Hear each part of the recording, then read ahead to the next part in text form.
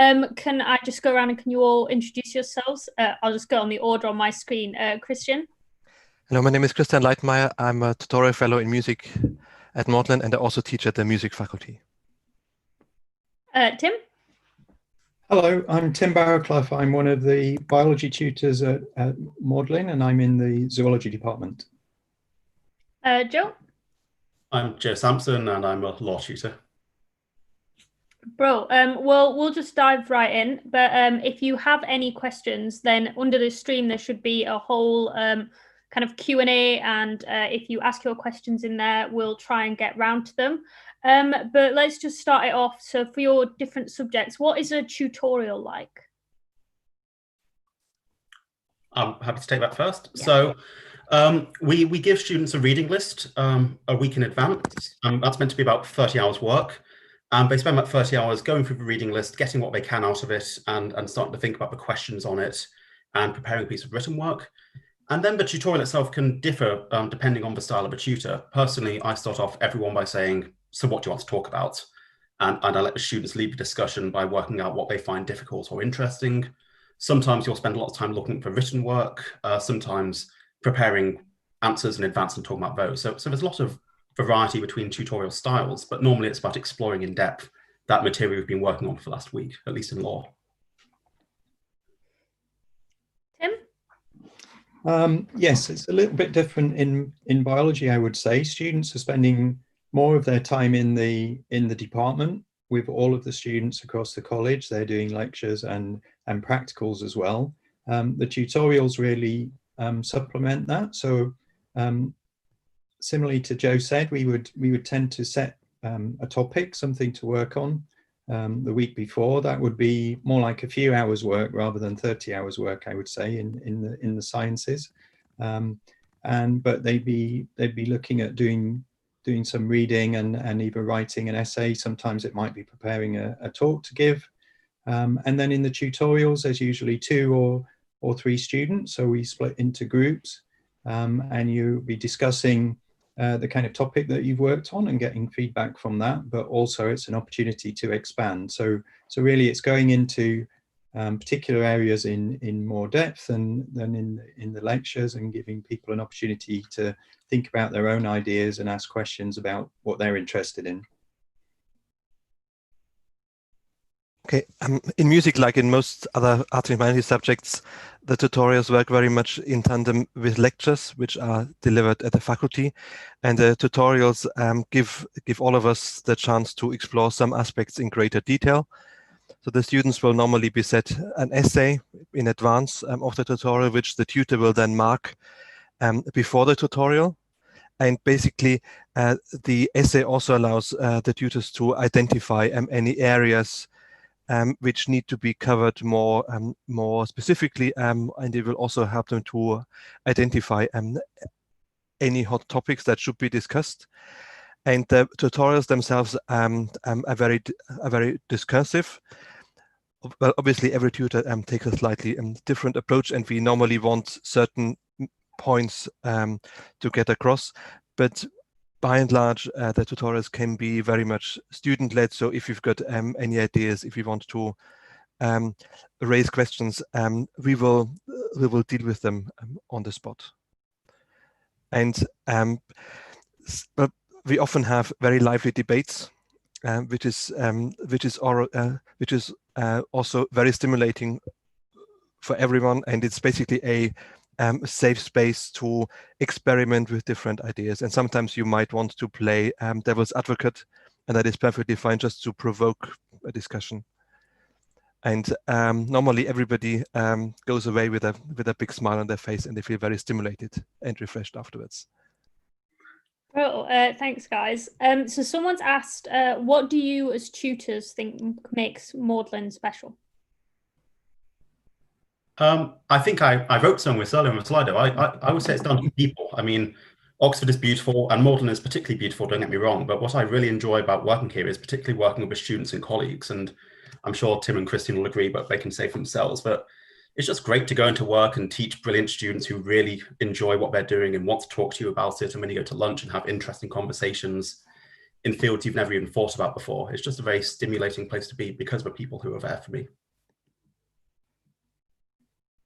Well, so I would echo that wholeheartedly, and just say that because Maudlin is defined as a community of people, it also means that it's constantly evolving. So we're not bogged down by our history too much. It is a blessing to be situated in such a splendid environment, but because the people define what Maudlin really is, it will be down to the student body in every single year, and also how they interact with the fellows and how the fellows interact with each other. And this makes it a very vibrant and dynamic community as well. Yeah, I would agree with everything that's been said. I think it's a very friendly place as well. I arrived relatively recently, a year ago, and I've been very extremely pleasantly surprised by quite how friendly it is. The surroundings are fantastic. You can see the view behind here. That's part of the grounds. The buildings, they're quite grand, they're inspiring, but behind that, it's a very friendly community where everyone gets on well, I think. So that's something that's special, I think, to go with all of these interactions and the things that we've talked about. Yeah, that's great. We've just been joined by Alexy. Alexy, do you want to introduce yourself and also add to the question, what do you think makes Maudlin special? Hi, yeah, I'm sorry for the delay. I was just, I'm hot from another meeting. So I'm Alexy Karanowska. I teach physics and engineering here at Maudlin. And I'm also a fellow with special responsibility for widening participation. So I'm involved in all sorts of outreach and access events, both at Maudlin and more broadly. So yeah, I mean, it's great to hear, you know, what everybody said about Maudlin. I agree with everything that's been said. It's just it's a fantastic community, and also a really inspiring community. I was an undergraduate at Maudlin, so I've seen it from almost every possible angle. So I was an undergraduate student there. I did a DPhil there, and now I'm lucky enough to be a fellow. And in every one of those contexts, you know, I've always had the strongest sense of Maudlin as a community, and a community that is sort of simultaneously immediate. So on the one hand, you know, it's basically a place that is full of good friends, but it's also much broader than that. So, you know, it's a community that sits within the world. So wherever I go, you know, if I travel to the United States, if I travel to the Far East, whatever, there are Maudlin people there. You know, it's a community that has kind of reach, and because it is a very friendly place, people tend to seek each other out. So, you know, you're always on train platforms, you know, and all of a sudden somebody will recognize you and say, hey, you know, you were, I don't know, at a garden party, or, you know, at another kind of college event that I was at, who are you, you know? So yeah, I think that what makes Maudlin is its community, and at every possible level. Cool. So we've had loads of questions about personal statements, and I'm sure we'll cover this a couple of times, but someone has just asked, what is most important in someone's personal statement? Is it about the deep interest in the subject, so like books, and what you're interested in the course, or is it about selling your achievements? So yeah, just what do you think is the most important thing to put in a personal statement? Shall I go first? So, I mean, I think one of the things to say up front about this is that in admissions, we're looking at every aspect of your application. And so people tend to get quite a bit focused on the personal statement because it's maybe unfamiliar compared to other things, but you know, be rest assured that this is just one part of your application, what we're looking at. So you don't need to get too stressed about the personal statement. I think really it's an opportunity for you to explain why you want to study this subject at university, why you're interested in it. And there are very many ways that you can demonstrate that. And that should be, you know, it's a personal statement, so that should be particular to you. So if there are books that you've read that have inspired you, then those are good to talk about. If there are things that you've done, then those are good to put on there. Equally, the people reading these are aware that not everybody has had the same opportunities to do X, Y, and Z, or maybe has read the same things. They have different reasons for being interested. So we're looking at it as personal to you, and you should feel about that as well, that way as well. I mean, I would say we're primarily interested in what it says about you and your interests for the subject. So I wouldn't devote too much time to other activities, although they're interesting to see and so on. But it is about, are you going to be somebody who's interested enough in the subject that they will come here and thrive in that environment. Yeah, I'd echo all of that. A lot of the admissions process is quite number driven, right? It's grades and data on paper. This is for your opportunity to sell for yourself and why it is you want to do the subject. And I think it does differ a bit with the subject in question.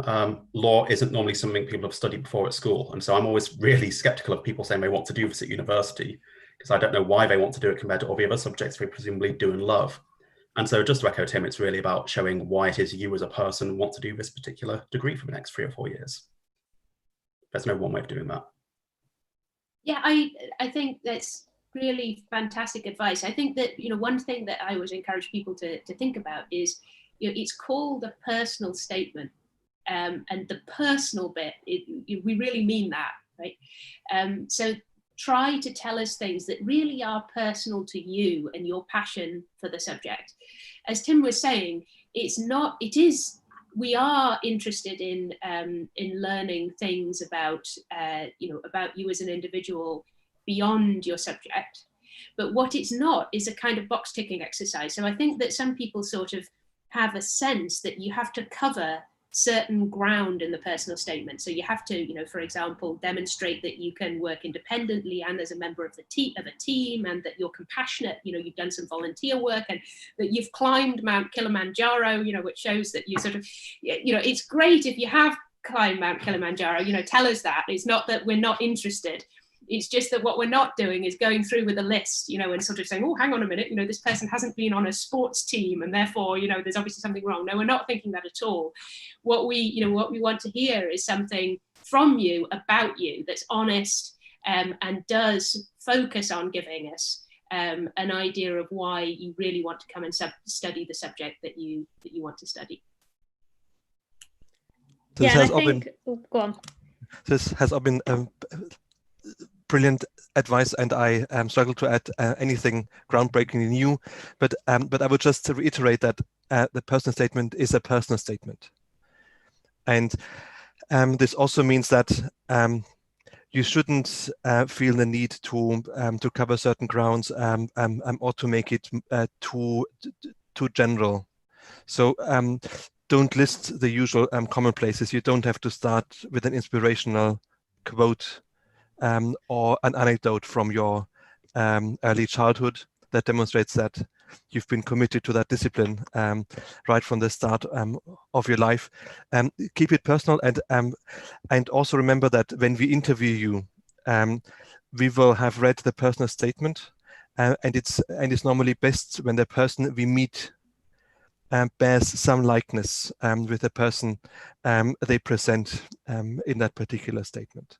So don't try to be anyone that you are not at that particular stage. Well, you can write about the person that you want to be, of course, but try to keep it relatively low key, and the personal touch is definitely preferable. Brilliant, thank you. And I think you've kind of answered a question that we had earlier on the Slido, which was about distinguishing between supercurricular activities and extracurricular activities, with supercurricular activities being things that relate to the subject, and they're the things you kind of really want to see, whereas extracurricular is, climbing Mount Kilimanjaro or whatever else people do in their spare time. I guess one thing I'd just like to ask to kind of add to that is I think a lot of people get worried that they have to kind of fill their personal statements, I guess particularly for humanities and social science, with like books. I was wondering if you could touch upon kind of other ways people can show their interest, and whether that's just as acceptable from kind of your perspective as a tutor. Yeah, I mean, but basically, well, if the personal statement turns into kind of annotated reading lists, that's normally not very satisfactory, and then it easily becomes a rather abstract statement. So you can write about books that really motivated you, or that you've found really fascinating, or that exercised your minds. By all means, and do that, but limit it to but probably no more than 2 or 3. And even better if there was one thing that you read which really made you curious about the discipline on the whole, then just write about that and basically expand it. Don't write about things that you haven't read, because there is a good chance that these things will come up in the interview. Yeah, I think that's fantastic advice. And, I would sort of generalize that and say, write about things that you want to talk about. Okay. So often we use the personal statement as a kind of jumping off point, as has been mentioned before. When you come into the room, for your interview, we might say, hey, you said that you're interested in X in your personal statement. Talk about that. What you want to do is make sure that every single thing that you mention in your personal statement is something where, if you're confronted by an interview panel who say that, or an interviewer that says that, you're really excited to give the answer. Okay, not a series of things that you kind of know about vaguely but think look good. Okay, because there's a huge difference between the way that we're able to have a conversation about things that we're really enthused about and know something about, than things that fall into that other category, just stuff that you sort of have had some sort of vague idea that we want to hear about. We don't have an idea that we about certain things that we want to hear about. We just want to hear about things that you have done that have inspired you and are related, and whether that, it might be a book. So, we certainly have many interview candidates who have mentioned that they've read a book. And when you say, oh, yeah, I hear you've read this book, they're really enthusiastic and they have some really interesting things to say about that. But also, people have had, in my subject, physics, and people come to interviews with all sorts of experiences. Maybe they've tried unsuccessfully to build a laser, or a model sailing boat, or a bow and arrow, or something like that, and being able to have an honest conversation about the science that's involved in that, or should have been when it went wrong, is a really, really valuable thing. So just don't have preconceived ideas about what we want. Just write about what you want to talk about. Yeah, that's brilliant advice. I guess to keep on the focus of admissions, could you talk about, for your subject, how the kind of interview process works, and then also what you're looking for from an interview candidate?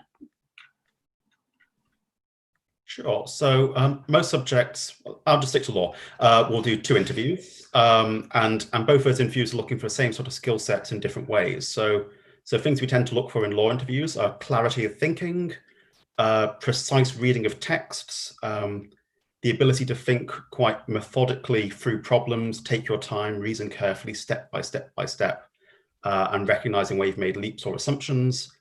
Those sorts of textual reasoning skills are kind of a bread and butter of being a law student, so that's what we're looking for. It's really stuff we can't otherwise test you for. It's stuff which won't come through naturally by reading your academic transcript or personal statement. So it's, again, another factor in the admissions process for us. Yes, I think so.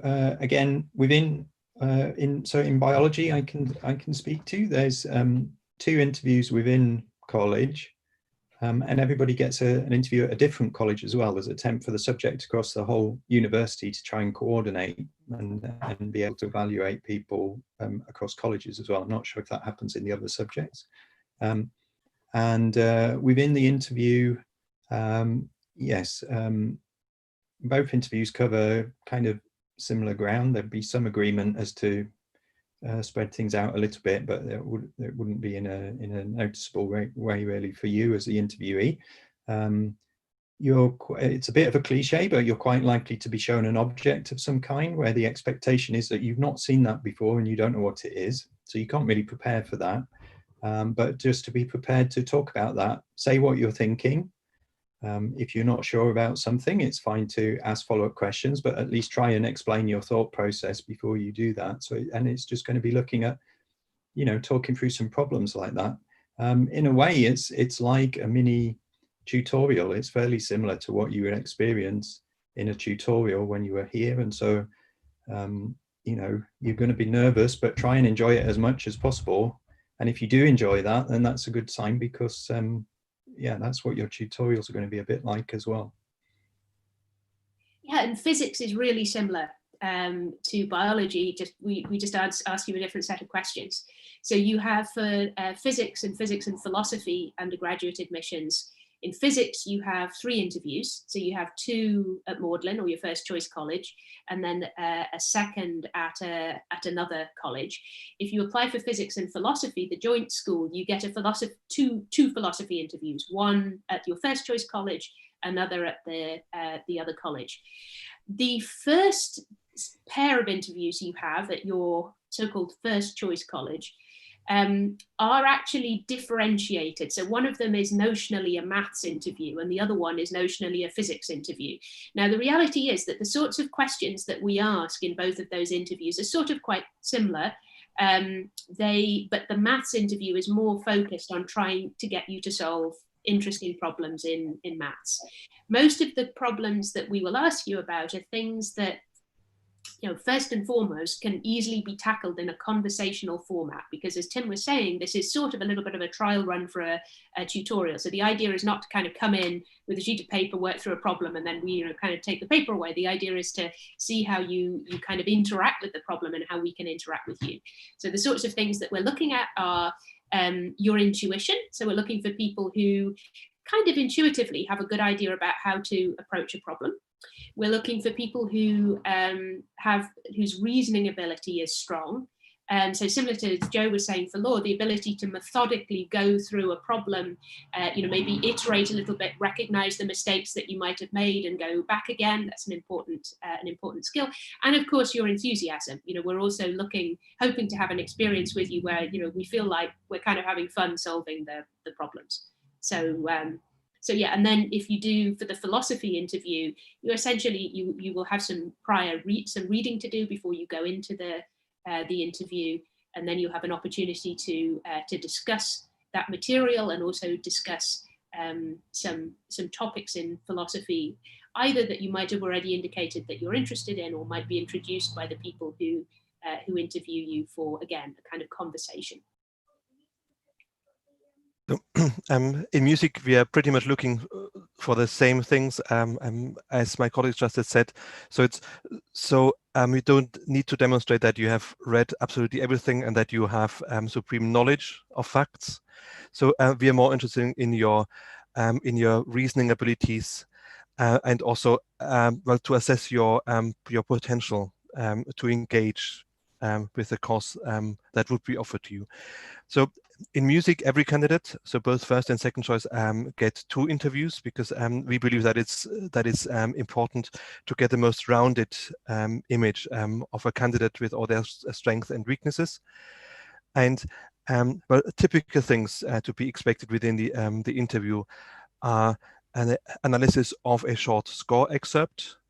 Then we will normally present you with a short excerpt of a historical text, which will then be discussed in its historical context. There will be a comprehension test featuring a sample of recent academic writing, and there will be some kind of oral and listening test as well. The music faculty centrally organizes auditions.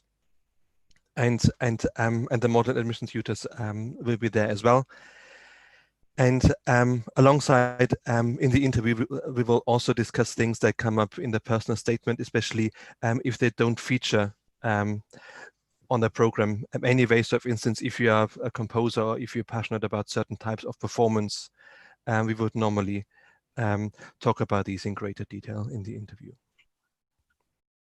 Brilliant. I should say that this is the way that interviews are normally run. We might have to adjust them slightly in line with COVID restrictions, but we plan to basically announce the new course of action on the Modlin website. Yeah, you just preempted exactly what I was about to say. Yeah, this year it'll be a little bit different. All our interviews will be online. That's the thing we know for sure. We're not entirely sure what online platform it will be, but at the end of the day, that shouldn't make too much difference to you. It'll still just be kind of a video service, and that type of information will go up on the Magdalen website and the university website. And I would say, because I know a lot of people are worried about doing an interview kind of over a video platform rather than actually in person, but we've been doing interviews like that for years because that's how we interview a lot of international students. So even though it might be a bit unfamiliar for us to do it for an entire kind of cohort of applicants, it is something we know how to do. And it isn't something that you should kind of be worried about, because we'll sort that all out, and all you'll need to do is perform in the interview in the same way that you kind of would in person. And yeah, just keep an eye out for new information about that. So one question that we've had as well is, how would you help a student who is struggling with work or with something else if they came to you about that? So we've got a pretty robust array of support structures in place in college to respond to all different sorts of issues. So, for example, if it's study skills, we have someone called the Mentor for Students, Netta, who arranges to meet students one-on-one or in groups to talk through the adaptation to university life. And she also puts on weekly classes in term time with a couple of other tutors focusing on particular issues like imposter syndrome or work-life balance and stuff like that. We have a substantial number of peer supporters, both in the JCR, the undergraduate community, and MCR, who again are there to just talk through problems. There's welfare reps, there's people called sub-deans, there's a tutor for welfare. There's lots and lots of people around college who want to help with the full array of issues. And we also have an in-house counsellor who's available to talk to any Magdalen student. So sort of from all levels of severity or range of issues, there's someone to talk to in Magdalen, I think. Yeah, I think you summed that up pretty well. I don't know if anyone has anything else to add. I should say I'm one of the deans, so this is sort of just going through the things I organise to some extent. Yeah. I'll just... Oh, sorry, go on. No, I was just going to add really quickly. I think that one, much more, just generally, I think it's really important to just to know as well that we really care. Right, so your tutors get to know you really quite well, because we in every year in a given subject there might be between 2 and 8 or 10 probably in the largest subjects. So that's a very small group, and in some cases we're teaching you every week for several hours, again as a pair, for example. So we get to know you quite well, and we really care about your not just how well you do academically, but your kind of mental well-being and how much you're enjoying yourself here. So it's something that we consider to be a big part of our role as tutors. Basically making sure that not only you're progressing through the course, but also that you're making the most of your time here and having a positive experience. So maybe that's obvious, but I don't know. I think it's sometimes there's this sort of vision of us as tutors as, I don't know,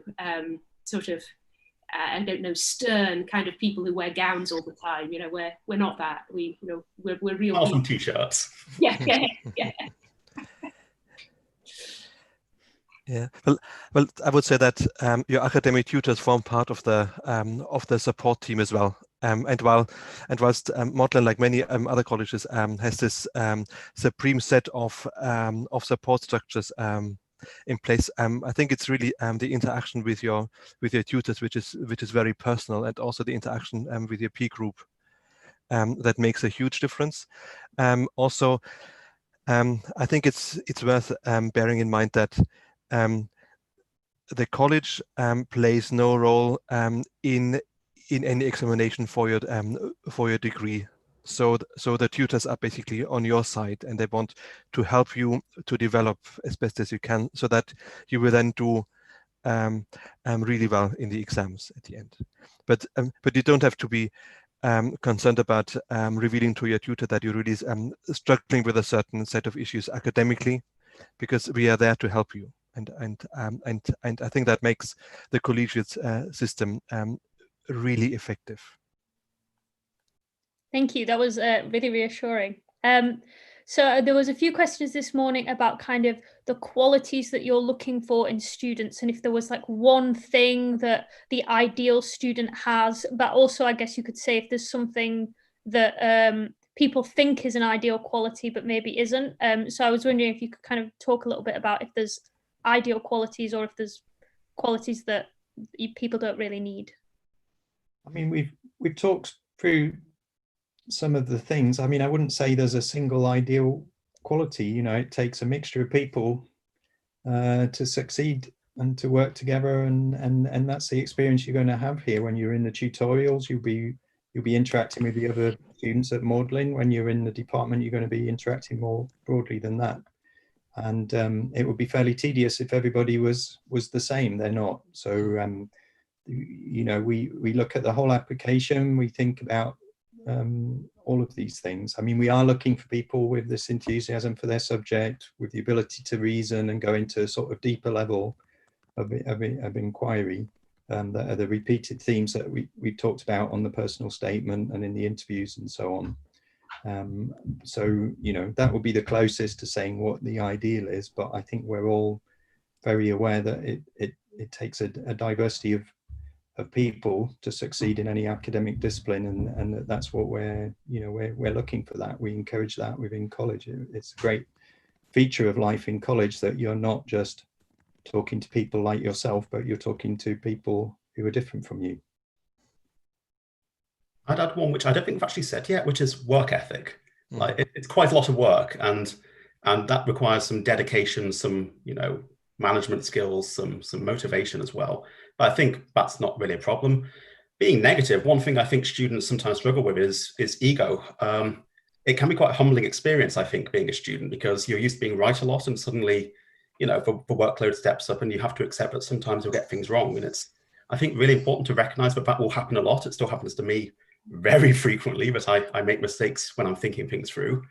And being able to just check your ego and realize that you might have taken the wrong path when working through a problem, and be willing to accept that and move on, I think is something that can be a problem. Yeah, and I think picking up actually on something that Christiane said earlier, in the same way as in the interview, we are not just going to fire a whole load of questions about facts, at you. There's also something about just the general experience of being a student that is in general, not just about acquiring knowledge. So I think it's a mistake to think that you could be successful as a student just by knowing a lot of stuff, so accumulating facts from books. It's about much more about an ability to have a thirst for knowledge in a much broader sense, and be always willing to learn, which is kind of a little bit of it's kind of the same thing as being able to check your ego. But it's really important to always be able to be conscious of the things that you don't know, and to see that as a positive challenge rather than a sort of something to be apprehensive about or just simply annoyed about. When you discover a subject is much bigger than you thought, your reaction should be that's great, rather than oh no. I would say that this can be reduced, at least from my perspective, to a certain triad. So you need to be talented, you need to be hardworking, and also you need to be driven by a certain intellectual curiosity. So you would want to learn more about the subject. So things that we are not looking for, or at least not primarily, are things like confidence. Because especially when you're in the context of the interview, but sometimes it's better to admit that you don't know the answer, or to be rather critical of the answer that you give. And this is more important than trying to impress your tutors with having ready-made answers, because often when you talk to the leading experts in the field, they are not quite so sure about the answers to certain questions, no matter how basic they are. I see Alexy smiling. Yes. This is definitely true of physics, but it's true of music as well. And And if you're not very confident, that's perfectly fine, because then we will try to lead you through a certain problem and basically develop ideas with you in the interview. And that is much more important to me than having somebody who delivers ready-made answers on a silver plate. Brilliant, thank you. So Joe kind of touched on this a little bit with kind of work ethic, and we've spoken about tutorials, but what is your general expectation of students with regards to like workload? And also maybe for the scientists, what's the kind of split between like labs, lectures and tutorials?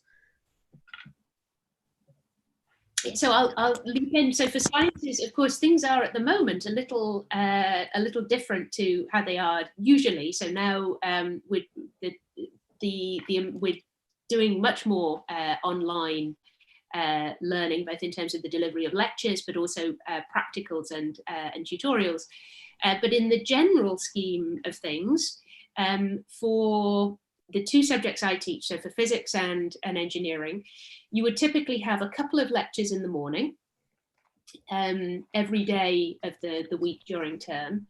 Then on average, you typically have about a full day of practical every couple of weeks. Now, it's not chopped up like that, and it depends a little bit on which subject and what year you're in, but essentially that's the distribution. And then in addition to that, you would have 2 or 3 tutorials a week, which probably last between about an hour and a half. And for those tutorials, you have to complete what we call a problem sheet. So the problem sheets are devised centrally. The way that it works is that the lectures are central. So the lecturer lectures to physicists and engineers across all of the colleges. And that lecturer sets problem sheets that contain probably about 12 multi-part questions, which you then go away. They're based on the lecture material. You produce answers, and then you bring them to the tutorials to discuss. Now, the amount of time that those problem sheets takes is really variable, because what you'll find is that there are some subjects that you grasp really easily, and you might be able to finish a sheet within about probably 7 or 8 hours worth of independent study. But of course, there will also be subjects that you find really difficult to get to grips with. For me, it was thermodynamics. That took me an awful long time as an undergraduate to get through those problem sheets. And you might find it takes double that length of time. So the important thing is to be organized about the amount of time that you leave yourself for independent study, and make sure that you're not caught out by work catching up with you. But I think that it's a fairly intense course, both physics and engineering, in comparison to some of the other courses on offer. But it's also a course that can be perfectly well managed within reasonable working hours. And lots of my students are on sports teams, they play for the university, or are involved in other fairly intense extra sort of curricular activities. So possibly at the other end of the spectrum, a subject like law, where it's all based around tutorials. There are lectures every week, normally about 8 hours, 10 hours of lectures, but they're out of sync with tutorials, and students dip into them as they please. I suspect it might be a bit better this year, as they're all recorded, so students can watch them as they're useful to them. But lectures aren't really the focus, it's the tutorial. You've got 3 tutorials every 2 weeks, and each one is 30 hours work. So that's about 45 hours of independent study expected per week. And that's what you spend most of your time doing. So time management is super important, because that time will disappear in no time if you're not careful with it. So in music, tutorials normally supplement the content of lectures, and they don't always take place simultaneously. But typically a modeling student has 2 to 3 tutorials every week, and they will be required to write an essay for at least one. But there might be practical exercises, for instance, harmony and counterpoint techniques of composition and so forth. I would say that the workload is manageable within the routine hours of a standard full-time working week.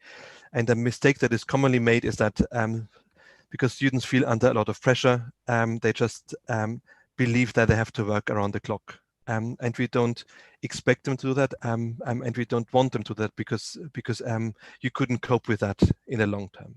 Well, obviously there will be periods during that degree course when you will have to work more, but by and large, I think if you work consistently, well, 40 hours a week, that is more than enough, provided that you spend quality time for your work.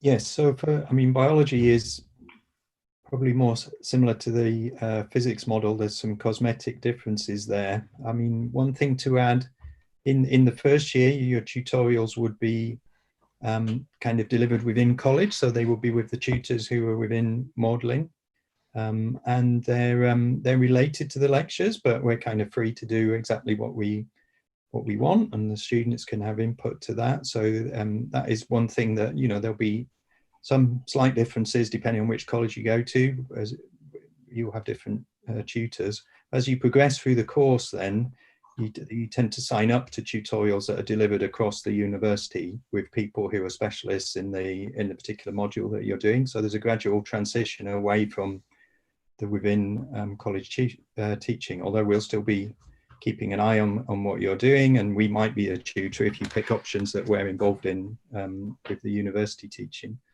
Yeah, in terms of the workload, I mean, I think the big thing is the length of the terms, really. It's fairly short, it's fairly intense, and so, you know, if you don't stay on it to start with, then you can, you know, you're already a quarter of the way through the term after 2 weeks. So you need to keep an eye on things and keep ticking along with it. But if you do that, it's fine. And you know, we're not expecting superhuman feats. Of course, you should be working reasonable times. There's plenty of space in the weekly timetable for you to do the extra stuff. So within biology, for example, for the first years, that Wednesday is left free for tutorials, and for anything else, Wednesday afternoon you can do sports if you wish. So there is plenty of space left in the term for these activities for your personal study. Yeah, I think you raised a good point there about the length of the terms, actually, that we'd not mentioned, because our terms are 8 weeks long, and then you'll have like a 6-week break for Christmas and Easter, and then pretty much a 3-month break for summer. And although you might be expected to do some work or some revision, then it's much less work than you'd be expected to do in term. So you do get kind of quite a big break. It's an opportunity for consolidating things that you've done during that term, and depending on exactly which point of year, there might be some exams or something to do when you come back, so you can kind of work towards those. But yeah, most of the work is concentrated in the terms. And yeah, I think that is a really important point, that you have to, there are 2 skills which are very different. One is the skill of working consistently and making sure you keep up during that intense period of term, which is really important, because as various people have said, if you fall behind or you start to feel the need to kind of work all the time, then those cause orthogonal problems, but they're nevertheless problems. You shouldn't be doing either of those things. The other important skill is actually being motivated enough to use those breaks as time to consolidate the work, because you absolutely have to do that. You can't just work during the 8-week term, you know, go away and sort of not do anything and then come back. The volume of material you receive during those 8 weeks exceeds your ability, anyone's ability, to assimilate in that period in parallel with tutorials and other things. So it's really important to have the motivation to go away at the end of the term and study independently to make sure that you're on top of everything. Yeah, and I just wanted to add, because we don't have a tutor from like history or English, so they're really far on the humanities end of the spectrum, but their workload is similar to law in the sense that it's very based around tutorials and kind of pretty much, and there's the odd lecture, even less than Joe indicated for law, so there'd potentially only be about 3 or 4 hours lectures a week, depending on each given week. And that's all kind of based on independent study as well. So just before we finish, I wanted to ask you all, what's your kind of top tip for someone who would potentially like to apply but is a bit intimidated by the whole process? Give it a go. Yeah, just apply. Got 5 choices. you only won't get it if you don't apply. And I don't know, the place is quite intimidating. I found it intimidating when I came for an interview, after a PhD and already working in Cambridge for a long time. But we will do what we can to make you feel comfortable in the environment. So yeah, give it a go. Yeah, exactly. Just be yourself and be confident that we're not looking for someone else, right? We're looking for interesting people who want to give it a go. It's what we did. Everybody in this sort of room, virtual or otherwise, has at different times made decisions that were essentially along the lines of just give it a go and see what happens. And I think that's the best advice to offer, really. Be yourself. Don't think that we want you to be someone else. Brilliant. That was great. Thank you all for answering the questions. I just wanted to point out a few kind of extra resources that we have for anyone listening. If you head onto the Magdalen website, you'll see there's an option to go on outreach resources, where we have a pack where you can find kind of super curricular activities. So some of the things that we've talked about. Obviously, you're welcome to read whatever you want, and you should be looking at things that interest you. But if you just need a kind of something to help you get started, then there's that there. If you go on our YouTube, there's also lots of helpful things there. And we'll be around for the rest of the day. I'll be in the admissions tab. These guys will be in the tutor tab. And then we've also got students on the student page who'll be around to answer your questions. And if you have any unanswered questions by the end of the day, we're always at the end of an email, or you can chat to students on the website as well. So please do get your questions asked. And if you choose to apply, good luck.